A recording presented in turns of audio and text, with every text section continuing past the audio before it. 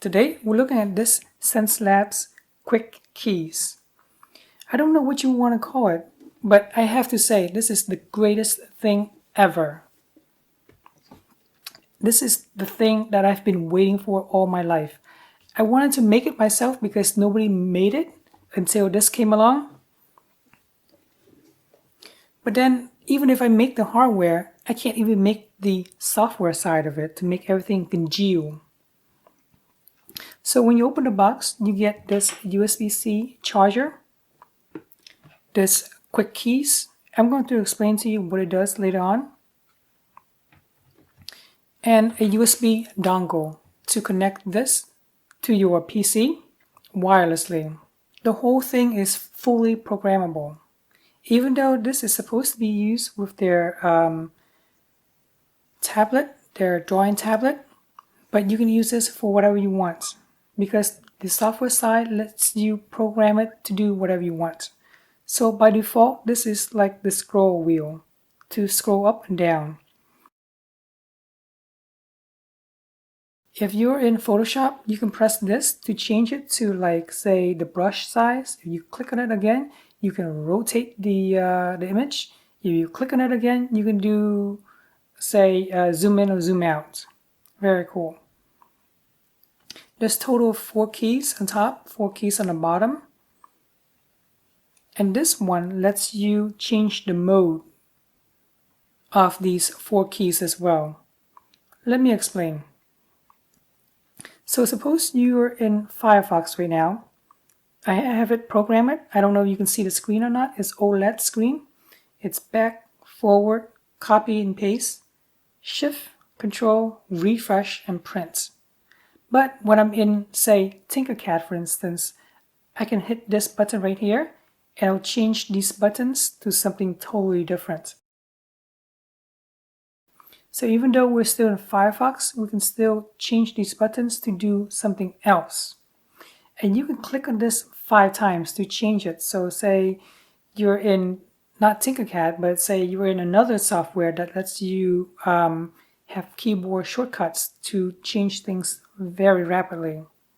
Then you can change this and it will change to something else totally different, even though you're still in Firefox. Simply amazing. I programmed this to go to sleep after 30 minutes of no activity.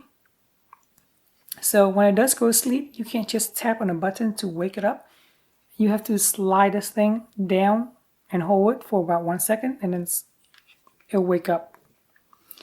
On the other side, there's the charging port, USB-C.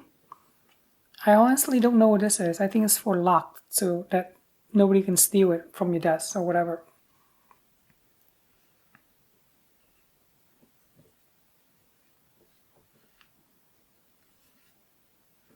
On the bottom, there's this rubbery thing so that it doesn't slip and slide on your desk. When you set up for the first time, you can have this on the left side or on the right side or standing on top or standing on the bottom. It doesn't really matter. The software lets you program it. So right now I'm using it on my right hand side as such, like this. But I can always swap it to my left hand side if I need to. And the OLED screen will change accordingly to whichever orientation you want it to be. To give you a perspective of what I was using before, I think you saw me using this before. This is the Behringer X-Touch Mini. I was using it a lot for Lightroom to change all of the contrast highlights, but more and more I find this way too bulky just because I have to connect this with the mini USB cable and this like tape, and then this like cables all over my desk, which was really messy. I hate cables. This is so slick. All I have to do is just put it on my desk and then boom, it just works. No cables to connect it to whatsoever.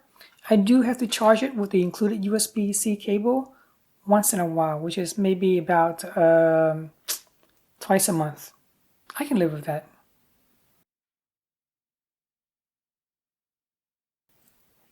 The whole thing is made out of plastic.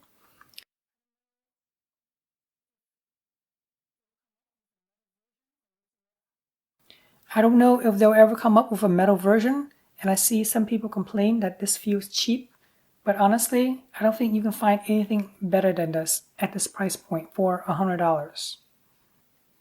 This is what it looks like on the software side. You have to download the driver and the software. It lets you use the rotate button for whatever you want. So for instance, in DaVinci Resolve, I'm using the reverse rotate for zooming in or zooming out on a timeline. That means I have to hold down the Alt key and scroll up or scroll down. And in the software, this lets me scroll up or scroll down holding the Alt wheel at the same time.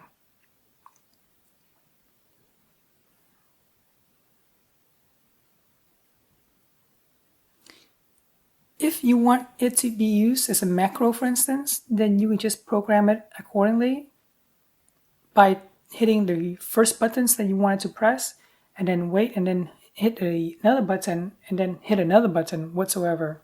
Very cool. It's like auto hotkey, but the programming is just so simple, dead simple. You can program it to act accordingly to the software that you're using. Use Firefox, Photoshop, Word documents, Excel, yep, even Excel. If you are a creator or even a programmer, this is it. This is the macro keypad that you've been waiting for. Let me know if you have any questions. Feel free to comment in the section below. I really appreciate you guys subscribing to my channel, and thanks for watching.